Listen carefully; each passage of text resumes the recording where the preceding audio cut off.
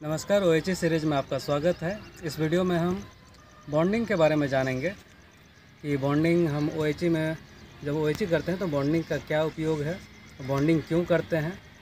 सबसे पहले हम जानते हैं कि बॉन्डिंग क्या है। बॉन्डिंग जो है कि आप कनेक्शन करते हैं कोई भी कंडक्टिंग पार्ट को, जो नॉन करंट कैरिंग पार्ट है जैसे मास्ट है, उसको ट्रैक्शन रेल से। इसको जब कनेक्ट करते हैं आप एमएस फ्लैट के थ्रू या कोई एक जीआई वायर के थ्रू, उसको हम बॉन्डिंग बोलें। अब बॉन्डिंग हम देखते हैं कितने तरह का बॉन्ड होता है और कहाँ कहाँ हम ये यूज़ करते हैं, ये हम जानने का कोशिश करते हैं। सबसे पहले ओएचई में जो भी हम ट्रैक्शन रेल को हम बॉन्ड करते हैं वो आपका 200 mm क्रॉस सेक्शनल एरिया उसका होना चाहिए। जो भी बॉन्ड हम यूज़ करेंगे उसका क्रॉस सेक्शनल एरिया कम से कम 200 mm होना चाहिए। तो आप जानते हैं नॉर्मली हम लोग यहाँ आप देख सकते हैं एक बॉन्ड है एमएस फ्लैट से किया हुआ है। ये आपका 40x6 का एमएस फ्लैट है, 40x6 का एमएस फ्लैट है और इससे हम बॉन्डिंग किए हैं। तो 40x6 है, इसका क्रॉस सेक्शनल एरिया कितना हो गया 240 स्क्वायर mm, मतलब 200 mm से ज़्यादा है। तो बॉन्ड हम इस तरह से बॉन्ड चूज़ करते हैं। फिर हम देख रहे हैं कि बॉन्ड कितने तरह का होता है।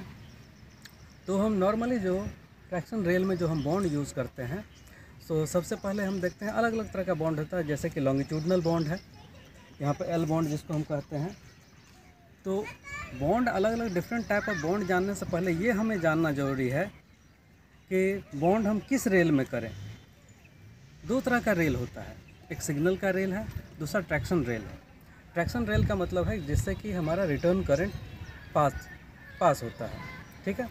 तो सिग्नल जैसे कि ये आपका सिग्नल्ड एरिया, अगर स्टेशन एरिया सिग्नल्ड एरिया है, ठीक है, ट्रैक्शन सर्किट है, यहाँ पे आपका सिग्नल का सर्किट है।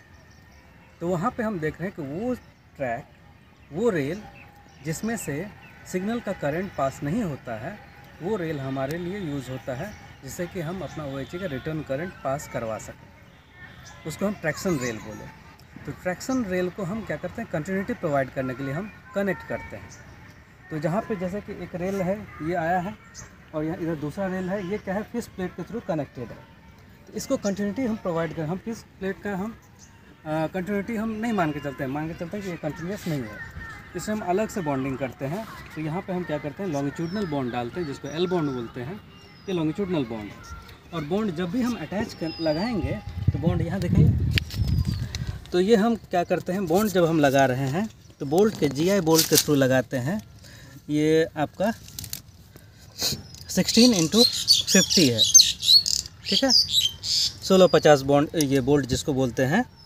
और इसमें हम क्या करते हैं, पीछे से हम 16 mm का फ्लैट वाशर देते हैं और आगे से हम स्प्रिंग वाशर देते हैं। तो इसमें एक चीज़ और आप जानने की ज़रूरत है कि यहाँ पे होल हम कहाँ करें। ये आपका 60 kg का रेल है, तो हमेशा होल क्या होगा, न्यूट्रल एक्सिस पे होगा। कोई भी, चाहे 52 kg हो, चाहे 60 kg रेल हो, हमेशा होल जो होगा न्यूट्रल एक्सिस पे होगा। तो 60 kg रेल में न्यूट्रल एक्सिस आपका टॉप से 91.05 mm पे होता है।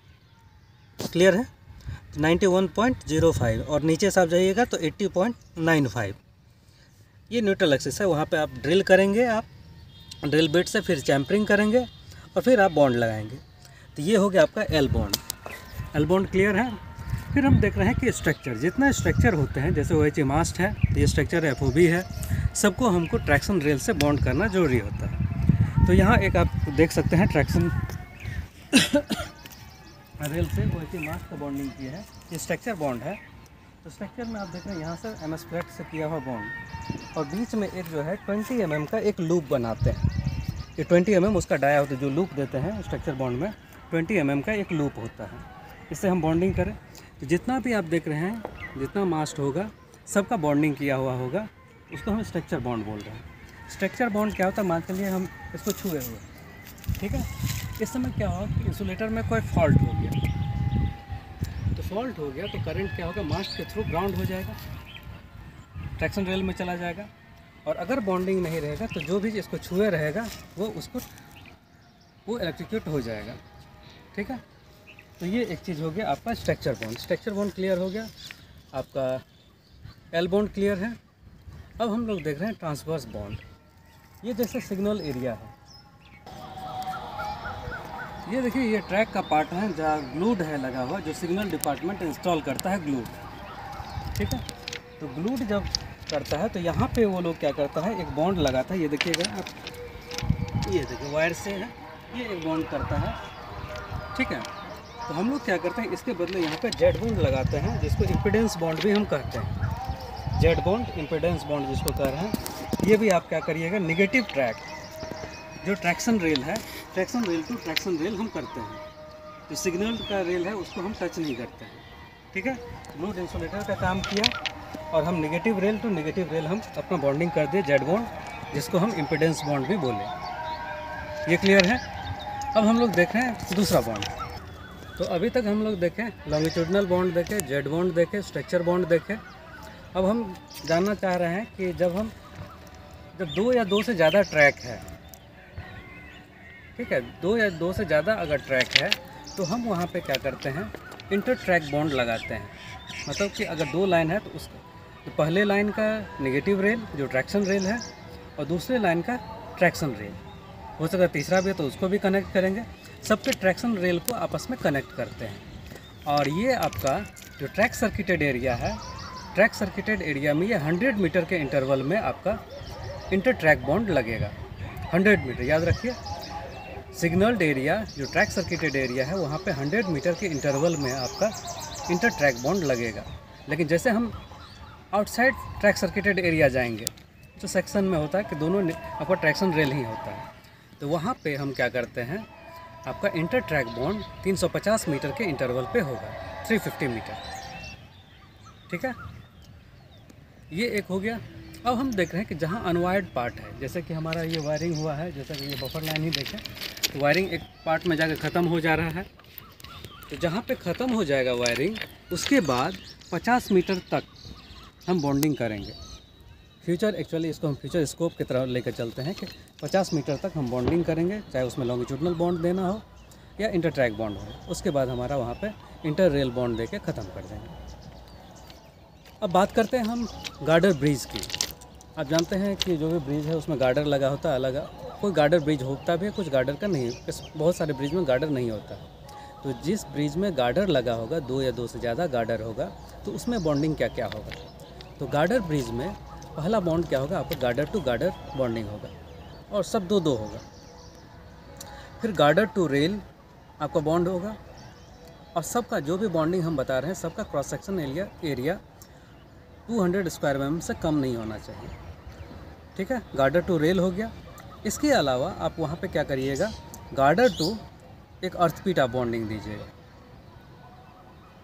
Girder to अर्थपीट। और फिर जैसे आपका 50 मीटर दोनों साइड, ब्रिज के दोनों साइड 50 मीटर बाहर आपका इंटर रेल और इंटर ट्रैक बॉन्ड आ जाएगा। उसी तरह एलसी गेट की हम बात करते हैं। तो एलसी गेट का जो भी स्ट्रक्चर है सबको बॉन्डिंग तो हम करेंगे ही। इसके अलावा एलसी गेट का जो आपका रोड है, रोड से 5 मीटर के डिस्टेंस में आपका एक इंटर ट्रैक बॉन्ड होना ज़रूरी है, एलसी गेट। तो ये एलसी गेट कवर हो गया। तो अभी तक जो बॉन्डिंग हम देखे इसमें वाइटल चीज़ क्या क्या रहा है। सबसे पहला चीज़, जो भी बॉन्ड हम यूज़ कर रहे हैं उसका क्रॉस सेक्शन एरिया आपका 200 स्क्वायर mm से कम नहीं होना चाहिए। और हम लोग यूज़ कितना करते हैं, 40x6 का MS फ्लैट यूज़ करते हैं नॉर्मल, ठीक है। दूसरा चीज़, एल बॉन्ड हम कहाँ लगाएंगे, जेड बॉन्ड कहाँ लगाएंगे, स्ट्रक्चर बॉन्ड कहाँ लगेगा, इंटर ट्रैक बॉन्ड कहाँ लगेगा, ब्रिज पे बॉन्डिंग का क्या पैटर्न होगा, ठीक है। ये सब वाइटल चीज़ है। और सबसे वाइटल चीज़ आपका बॉन्ड का जो ड्रिलिंग करते हैं, ड्रिल कहाँ होगा, वो न्यूट्रल एक्सिस पे हमेशा होगा। नहीं तो ये क्या होता है, ट्रैक को जो रेल है उसको वो हैम्पर करता है, उसको ख़राब कर देगा। तो आप ड्रिलिंग हमेशा करिएगा न्यूट्रल एक्सिस पे, जो कि आपको बताए 60 kg रेल का कितना होता है, 91.05 mm टॉप से जो होता है वहाँ पे आपका न्यूट्रल एक्सिस होता है। तो ये आपका बॉन्डिंग का ऑलमोस्ट मैक्सिमम पार्ट में कवर किया हो। इसके अलावा हालांकि काफ़ी चीज़ें हैं जब आप बॉन्डिंग करिए, कि जैसे कि शेड करते हैं, प्लेटफॉर्म शेड, उसका बॉन्डिंग करते हैं तो उसमें स्ट्रक्चर बॉन्ड देते हैं और साथ में आप क्या करते हैं, अर्थपीट से भी बॉन्ड देते हैं। फिर फेंसिंग, हाँ फेंसिंग एक चीज़ और बता रहे हैं। फेंसिंग के केस में आपका ट्रैक से 20 मीटर के दायरे में अगर कोई फेंसिंग है और उस फेंसिंग का लेंथ अगर 20 मीटर से ज़्यादा है तो हम उसका बॉन्डिंग करेंगे रेल से। और 300 मीटर 350 मीटर तक या उससे ज़्यादा जब है तो हम उसको सेपरेट अर्थ पिट से भी बॉन्ड करेंगे। तो हमेशा याद रखिए कि रेल जो भी ट्रैक है, इसमें बहुत कन्फ्यूजन होता है, कोई भी ट्रैक है उससे हमारा कितना डिस्टेंस पे हो फेंसिंग जो हम उसको बॉन्डिंग करें, तो 20 मीटर, ठीक है। इसके अलावा कुछ और भी स्ट्रक्चर हो सकता है, बहुत सारे स्ट्रक्चर जो कि ऑलरेडी ज़मीन में ही गड़ा है, मेटल स्ट्रक्चर है, ज़मीन में ही गड़ा हुआ है, तो उसको बॉन्डिंग ज़रूरत नहीं है। अगर उसका अर्थ वैल्यू, जो अर्थ में अगर आप करते हैं, अर्थ वैल्यू अगर 10 ओम से कम आता है तो उसका बॉन्डिंग की ज़रूरत नहीं है। इसके अलावा टनल का जब बॉन्डिंग करते हैं, टनल में आप जानते हैं कि अंदर में क्या है, कोई स्ट्रक्चर बॉन्ड नहीं दे सकते हैं, तो उसके लिए अर्थ वायर रन करता है पैरेलल। जो अर्थ वायर होना चाहिए जब टनल का बॉन्डिंग है, तो अर्थ वायर उसका जो भी अर्थ वायर है उसका डायमीटर 50 स्क्वायर mm कॉपर के इक्विवेलेंट होना चाहिए, मतलब कॉपर इक्विवेलेंट 50 स्क्वायर mm होना चाहिए, उससे कम नहीं होना चाहिए। तो ये सारे कंडीशंस हैं बॉन्डिंग के। Thank you.